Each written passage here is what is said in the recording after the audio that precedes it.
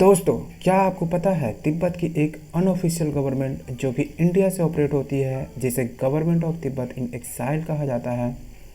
इनके पास खुद की सारी चीज़ें हैं जो एक डेमोक्रेटिक गवर्नमेंट में होनी चाहिए, मसलन constitution, leadership, judiciary, legislature, executive. तो दोस्तों, अगर आप इसके बारे में ये रोचक जानकारी चाहते हैं तो बने रहिए हमारे साथ, पूरे वीडियो लास्ट तक ज़रूर देखिए। मैं आपको एक एक चीज़ें संक्षेप में बताऊंगा। और दोस्तों, अगर आप इस चैनल पर नए हैं तो प्लीज़ सब्सक्राइब का बटन ज़रूर दबा दें और साथ ही बेल का बटन भी ज़रूर दबा दें। तो ये है दोस्तों सेंट्रल तिब्बतियन एडमिनिस्ट्रेशन की ऑफिशियल वेबसाइट, जिसे government of Tibet in exile कहा जाता है। ये आप देख पा रहे होंगे, ये दलाई लामा है, 14th दलाई लामा, ये उसकी ऑफिशियल वेबसाइट है। मैं इसका लिंक आपको डिस्क्रिप्शन में दे दूंगा। ये इसके बारे में आपको पहले छोटी सी जानकारी दे देते हैं। ये वाला पार्ट जो है तिब्बत ऑटोनोमस रीजन कहलाता है, जो कि हमारे देश इंडिया के नॉर्थ में स्थित है। इसकी कुल जनसंख्या मात्र 31 लाख है और इसकी राजधानी लहासा है, जो कि एक फेमस सिटी है। इसके और भी फेमस मैं एक और मैप आपको दिखाता हूँ, तब आप इसके डिटेल समझ पाएंगे। ये देखिए, ये रीजन जो है आपका तिब्बत है, जो कि नेपाल के जस्ट ऊपर है। तिब्बत का कुल एरिया दोस्तों 1.2 मिलियन किलोमीटर स्क्वायर है, जबकि इंडिया का एरिया जो है 3.28 किलोमीटर स्क्वायर है। तो इसके हिसाब से तिब्बत ऑलमोस्ट इंडिया का क्षेत्रफल के हिसाब से 1/3 है दोस्तों। तो तिब्बत एक बहुत ही बड़ा पार्ट है, जो कि पहले एक आज़ाद कंट्री था और आज के डेट में चाइना के पास कब्जा किया हुआ है। दोस्तों, आज से करीब 150 साल पहले एक प्रसिद्ध चित्रकार थे सैमुअल अगस्टस। उनका एक फेमस मैप बनाया हुआ था। ये देखिए, एंशिएंट इंडिया, जिस वक्त पाकिस्तान और बांग्लादेश का उदय नहीं हुआ था आज़ादी से पहले, और ये इतना बड़ा पार्ट टोटल तिब्बत है और ये टोटल चाइना है। तो समझ लीजिए दोस्तों, ये चाइना का लगभग 1/3 है और ये इन्होंने आज के डेट में चाइना के पास है। ये वाला रीजन तिब्बत था, जो कि फुल्ली इंडिपेंडेंट कंट्री था, जहाँ पे मोनार्की यानी राजतंत्र के द्वारा शासन होता था। तो चलिए शुरू से बताते हैं। बात 1900 ईस्वी की है लगभग, जब 20वीं शताब्दी शुरू ही हुआ था। तिब्बत और नेपाल के बीच में युद्ध चलता रहता था, जिसमें एक बार 1907 ईस्वी में तिब्बत और नेपाल में युद्ध हुआ और नेपाल को उसमें जीत मिली। परिणाम स्वरूप तिब्बत को 5000 नेपाली रुपये हर महीने नेपाल को देना पड़ता था, जिससे तिब्बत की इकोनॉमी नीचे जा रही थी। तो लोग राजा से परेशान रहने लगे। तिब्बत चीन से मदद मांगी। चीन ने नेपाल को युद्ध में हराकर 5000 नेपाली रुपये जो देने होते थे उससे छुटकारा दिलवा दिया। लेकिन कहानी वहीं से शुरू हुई दोस्तों। चाइना ने धीरे धीरे वहीं से तिब्बत पे कब्जा करना शुरू कर लिया। फिर बात आती है 1912 में चीन में मानचू शासन का अंत हुआ, तो तिब्बत एक बार फिर खुद को स्वतंत्र घोषित कर लिया। फिर 1913 और 14 ईस्वी में तब के ब्रिटिश इंडिया, चाइना और तिब्बत के बीच शिमला में एक एग्रीमेंट साइन हुआ और तिब्बत को 2 पार्ट में डिवाइड कर दिया गया। 1912 से, जिसे वर्तमान चीन के चिंगही और सिचुआन प्रांत स्थित है, इसे इनर तिब्बत कहा गया, और जबकि पश्चिमी भाग में जहाँ पे दलाई लामा रहते थे उसे आउटर तिब्बत कहा गया। दोस्तों, 1912 से 1933 ईस्वी तक 13th दलाई लामा ने तिब्बत में शासन किया। 1940 ईस्वी में इनकी मृत्यु हो गई।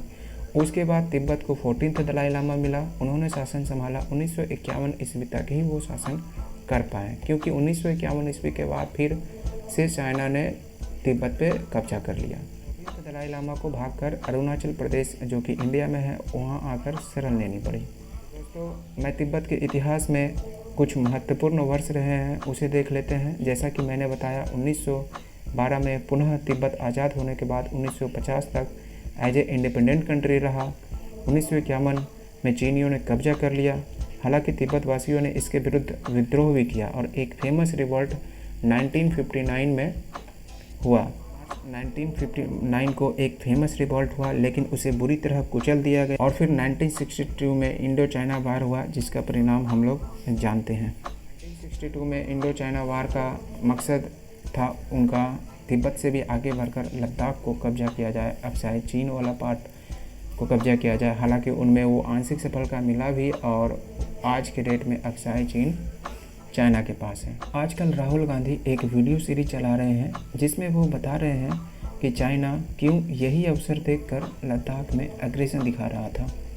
तो आपको बताते हैं कि अगर जिस वक्त 1951 में चाइना तिब्बत जैसी इंडिपेंडेंट कंट्री को कब्जा कर रहा था, अगर उस वक्त हमारे तब के प्रधानमंत्री जवाहरलाल नेहरू जी विरोध करते और तिब्बत का साथ देते, या कम से कम वर्ल्ड कम्युनिटी में भी इस बात का पुरजोर विरोध करते, तो वो लोग आगे 1962 का सोचते भी नहीं। चूँकि 1951 में इतना ईजिली चीनियों को तिब्बत मिल गया, तो उन्होंने मात्र 11 वर्षों के बाद ही सोचा होगा कि लद्दाख को भी हम लोग कब्जा करने का प्रयास करते हैं। तो इसी के फलस्वरूप दोस्तों 1962 में इंडो चाइना वार हुआ और हम लोग के वक्त उस वक्त की दूसरी महाशक्ति मसलन USSR जो कि सोवियत संघ थी, उन्होंने भी तिब्बत का विरोध नहीं किया। इसीलिए आज तक चाइना विस्तारवादी की नीति पे कायम है और जगह जगह इनका हर एक पड़ोसियों से विवाद चलता रहता है। खैर ये सब हिस्ट्री है, उन बातों में डिटेल्स में नहीं जाते हैं। बात करते हैं CTA यानी सेंट्रल टिबेटियन एडमिनिस्ट्रेशन की, जो कि government of Tibet in exile कहलाती है। इनका मोटो क्या है? इन लोगों का कहना है कि जैसे ही तिब्बत वापस एक स्वतंत्र राष्ट्र बन जाएगा तो ये लोग इसे डिसॉल्व कर देंगे। साफ है इनको पावर नहीं चाहिए, इंडिपेंडेंस चाहिए। लेकिन दोस्तों इनकी सबसे बड़ी प्रॉब्लम है फंडिंग की। इनको आज तक कोई NGO या इनडायरेक्टली की हुई गवर्नमेंट कभी कभी मदद करती रही है, बट पहली बार US गवर्नमेंट डायरेक्ट इनको $1 मिलियन की हेल्प करके चाइना को मैसेज देना चाह रहे हैं। ये देखिए उनका ऑफिशियल वेबसाइट है। इन्होंने ऑफिशियल वेबसाइट पे ही एक न्यूज आर्टिकल रखा हुआ है, CTA receive almost $1 million in direct funding from the US government.